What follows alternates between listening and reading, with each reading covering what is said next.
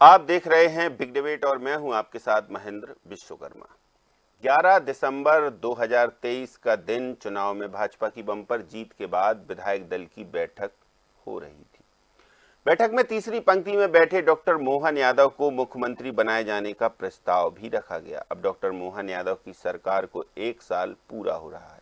इस 1 साल में बतौर मुख्यमंत्री डॉक्टर यादव के कार्यकाल का ऑडिट किया जाए तो उसमें उनके विकास मॉडल का विजन साफ तौर से देखने को मिलता है और भविष्य की प्लानिंग भी। तो आज बात होगी मध्य प्रदेश के विकास की रफ्तार और मुख्यमंत्री के नवाचार की। जानेंगे आत्मनिर्भर मध्य प्रदेश को गढ़ने सरकार और सीएम ने आखिर क्या पहल की, चाहे उद्योग स्थापित करने की बात हो या फिर रोजगार सृजन करने का प्रयास। पहले देखेंगे रिपोर्ट, फिर हमारे साथ कुछ एक्सपर्ट जुड़ेंगे, उनसे करेंगे चर्चा।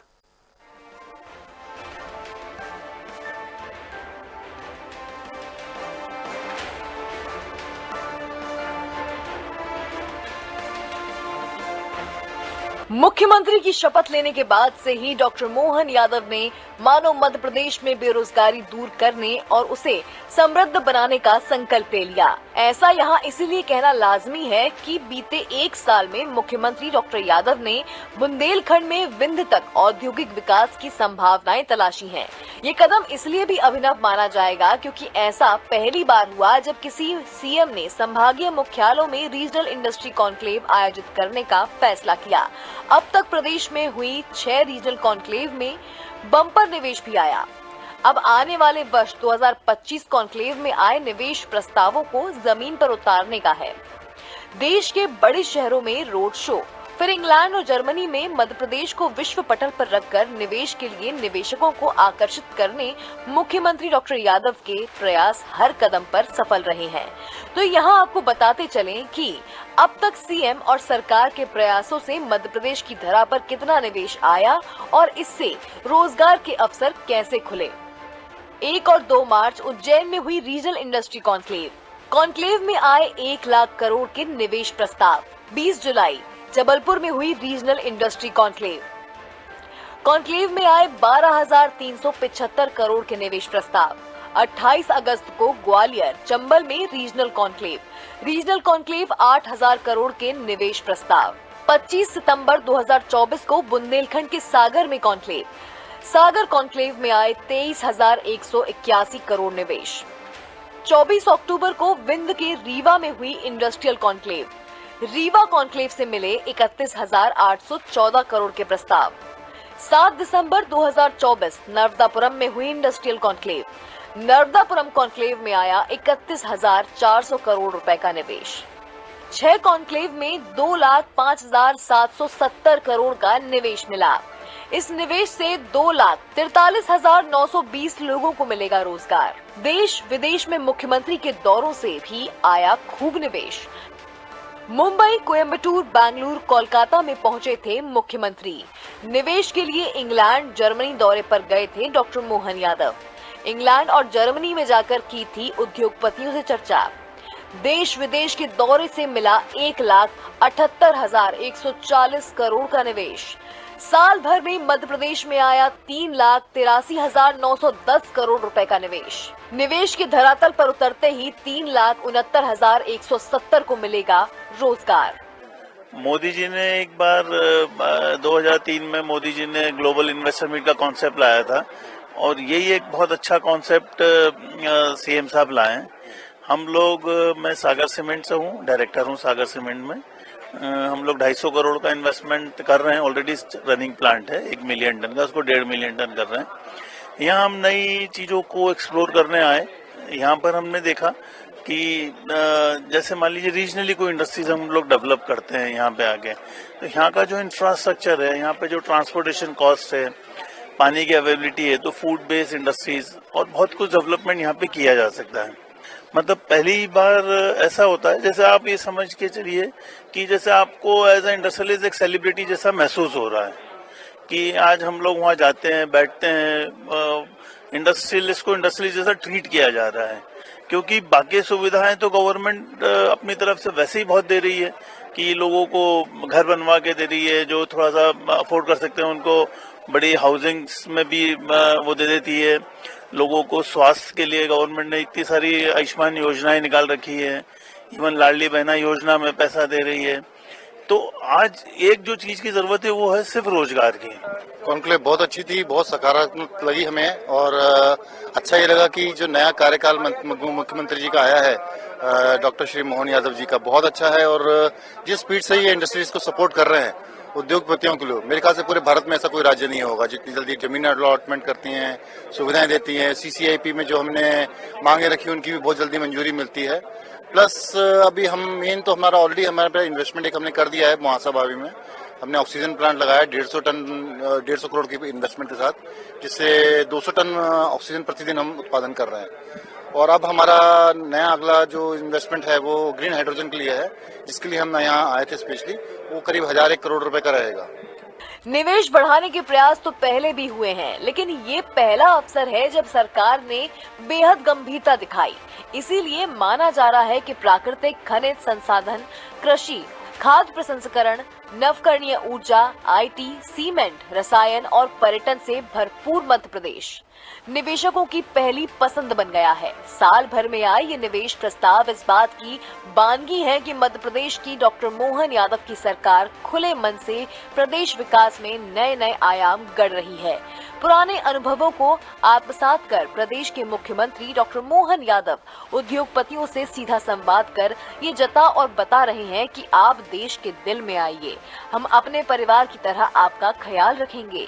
प्रदेश की अर्थव्यवस्था को मजबूत करने मुख्यमंत्री ने गौपालन और पर्यटन पर भी खासा फोकस किया, तो प्रधानमंत्री से मिलकर उन्हें भी इस सबकी जानकारी दी और फरवरी 2025 में होने वाली ग्लोबल समिट में आने का न्योता भी।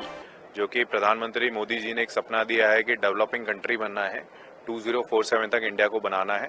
उसी एजेंडा में हम लोगों को भी कुछ काम दिया गया, जिसपे हम लोग इंश्योरेंस सेक्टर में मध्य प्रदेश सरकार के साथ काम कर रहे हैं और नोडल एजेंसी लीड एजेंसी है। हर घर, हर व्यक्ति, हर वस्तु तक इंश्योरेंस कवरेज पहुंचाना है और लोगों को सुरक्षा कवच देना है। ऐसे ही कॉन्क्लेव होते रहे और थैंक यू गवर्नमेंट का, रिस्पेक्टेड सीएम यादव जी का, कि उन्होंने इस तरह के प्रोग्राम डिजाइन कराए और एग्जीक्यूट हो रहे हैं कि आज हम हर जगह हम छोटे छोटे क्लस्टर्स में पहुंच पा रहे हैं और साथ ही साथ इंडस्ट्रियलिस्ट, इन्वेस्टर्स और छोटे छोटे व्यापारियों से, एमएसएमई से हम मिल पा रहे हैं। कुल मिलाकर इस पूरे साल में मध्य प्रदेश सरकार के निवेश मिशन को खासा एडवांटेज मिला। साल 2025 सरकार निवेश वर्ष के रूप में मनाएगी। इसी साल फरवरी में ग्लोबल इन्वेस्टर समिट भी मध्य प्रदेश की राजधानी भोपाल में होना है और इससे भी प्रदेश में बम्पर निवेश आने वाला है। तो यहाँ ये कह सकते हैं कि अब नया साल नई उम्मीदों के साथ निवेश को धरातल पर उतारने का है और डॉक्टर मोहन यादव की सरकार अपने संकल्प के साथ निवेश को आगे ले जाएगी तो मध्य प्रदेश के लाखों युवाओं को रोजगार उपलब्ध होगा, क्योंकि केवल सरकारी नौकरियों से प्रदेश की बेरोजगारी समाप्त करना संभव नहीं है। इसीलिए उद्योग निवेश के ये प्रयास काबिले तारीफ हैं। Desk report, DNN।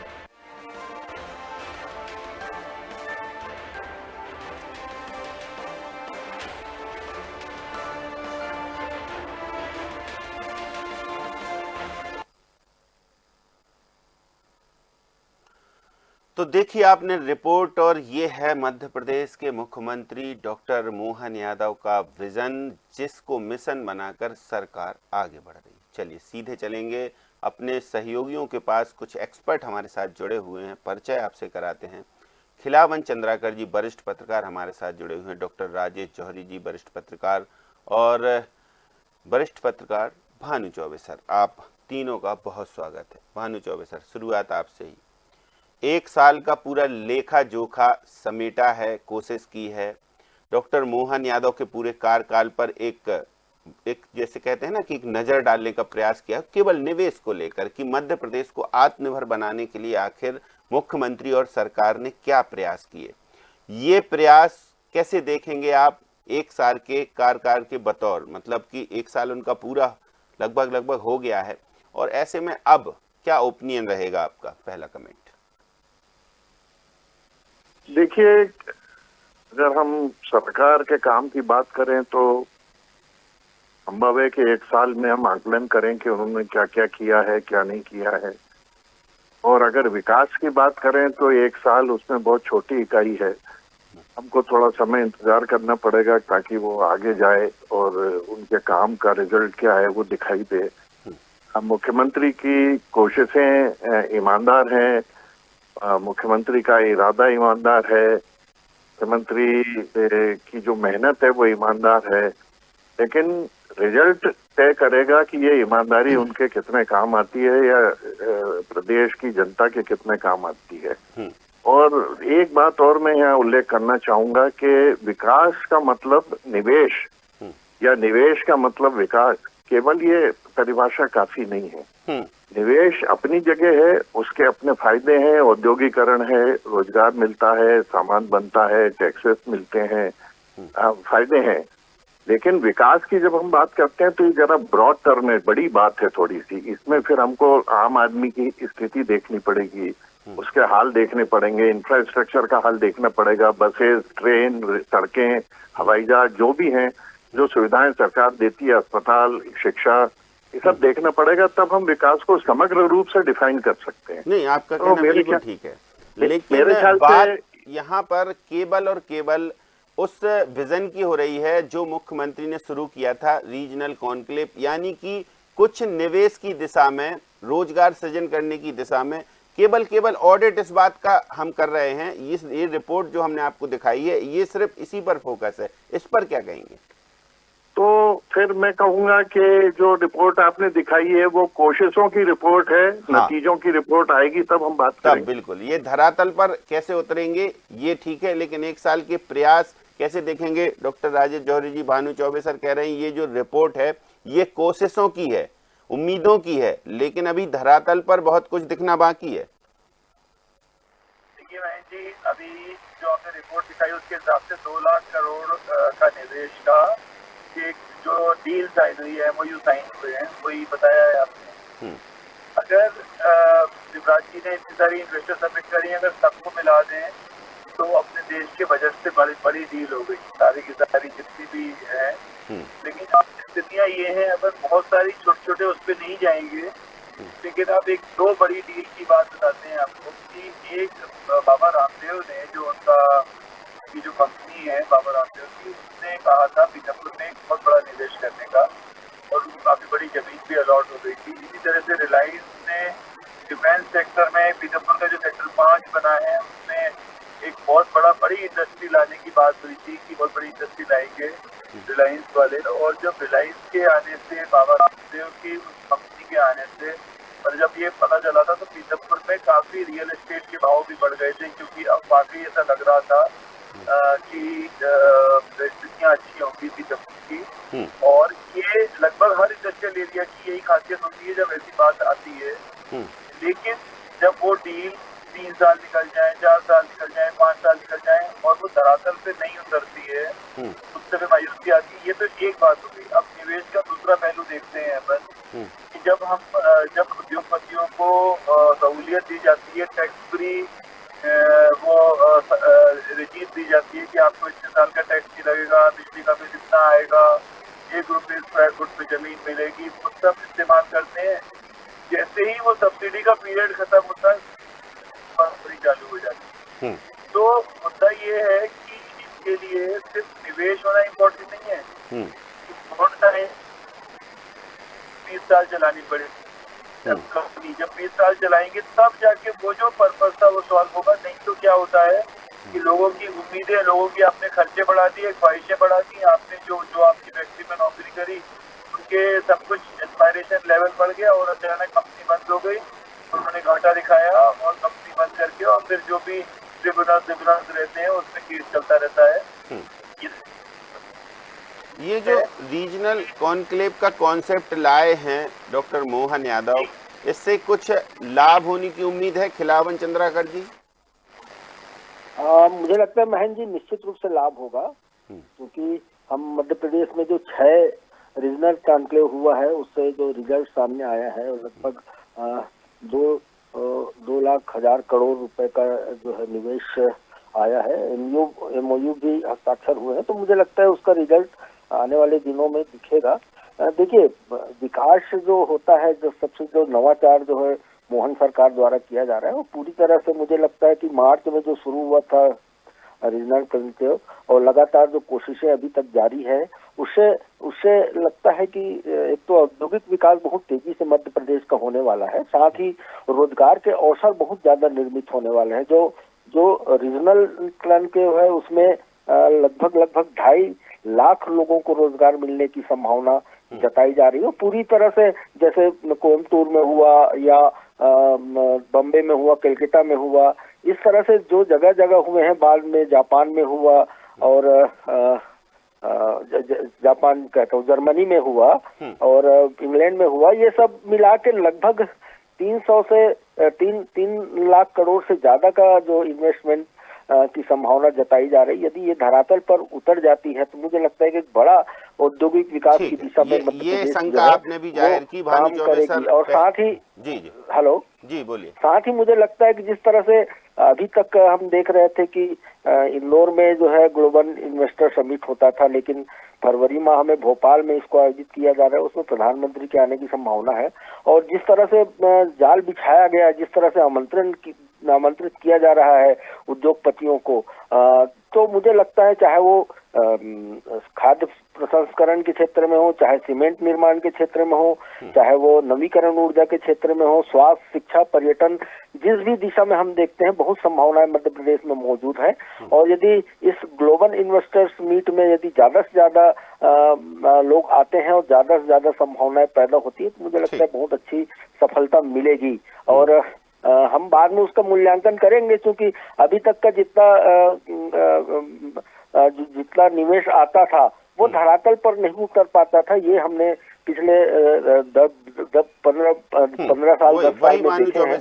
तो मुझे लगता है इसका रिजल्ट आना जरूरी है। चलिए, 1 साल का कार्यकाल, 1 साल के प्रयास, 1 साल में रीजनल कॉन्क्लेव 6, उसमें आउटपुट आया। हाँ भानु चौबे सर, अभी जो रीजनल कॉन्क्लेव हो रही हैं इनमें एक के बाद जो दूसरी हुई, तो पहले जो MOU साइन हुए उनकी कुछ जो यूनिट शुरू हुई उनका भूमि पूजन भी हुआ। 6वीं तक आते आते भूमि पूजन कईयों के हुए। कुछ उद्योगपतियों से हमने खुद बात की, उन्होंने कहा कि हम निवेश ऑलरेडी करे हैं और हम टेंटेटिव इतने 1000 करोड़ का निवेश और करने के इच्छुक हैं।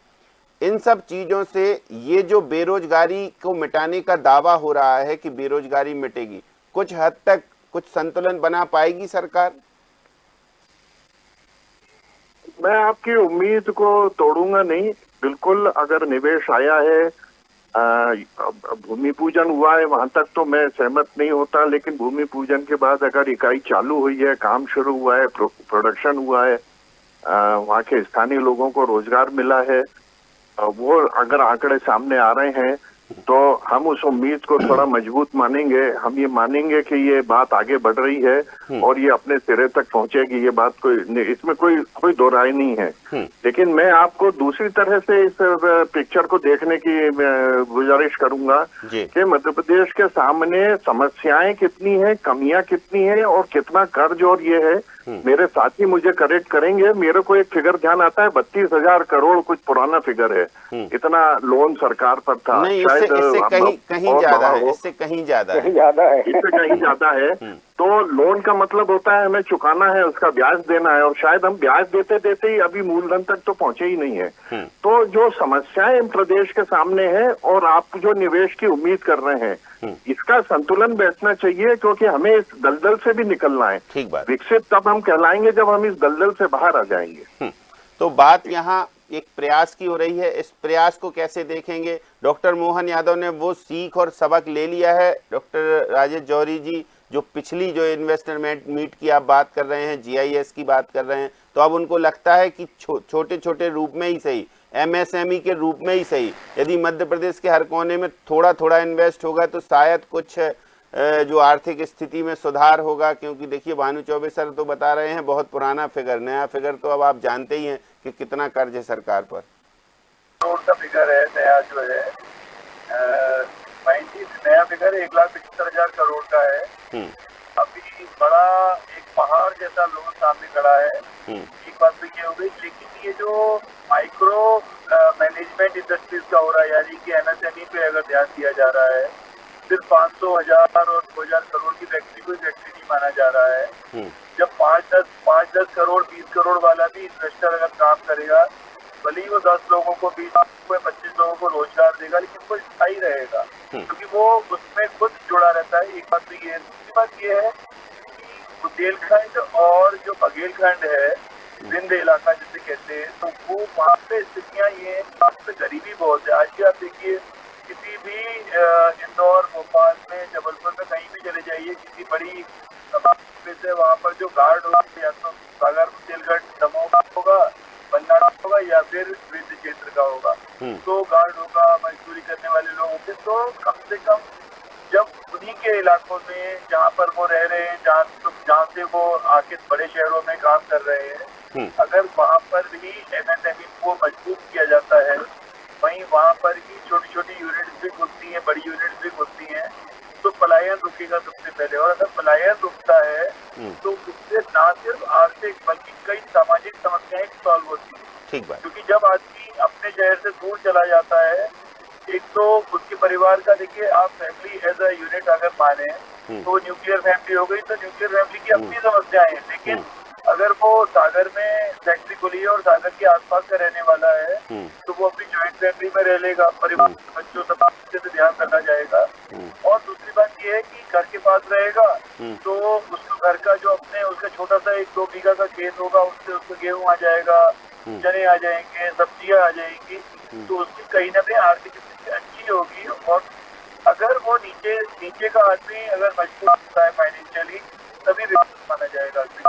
ये नहीं होता है कि आइशर मोटर्स ने इतने करोड़ कमा लिए या फोर्स मोटर्स ने इतने लाख करोड़ कमा लिए या कोई बड़ी दवाइयों की कंपनी ने इतने कमा लिए, वो नहीं। विकास होता है वो जो आखिरी तबके का, जब उसकी स्थिति सुधरेगी उसे सही विकास माना जाता है। और ऐसा लग रहा है कि शायद इन छोटी छोटी जगहों पर जो कॉन्क्लेव हुए हैं, अगर वो 10-20% भी धरातल पर उतर गए तो चले जो है इस अभी उम्मीद यही है और हम सब का जो कंक्लूजन है वो यही निकला कि कुछ ना कुछ अभी बाकी है।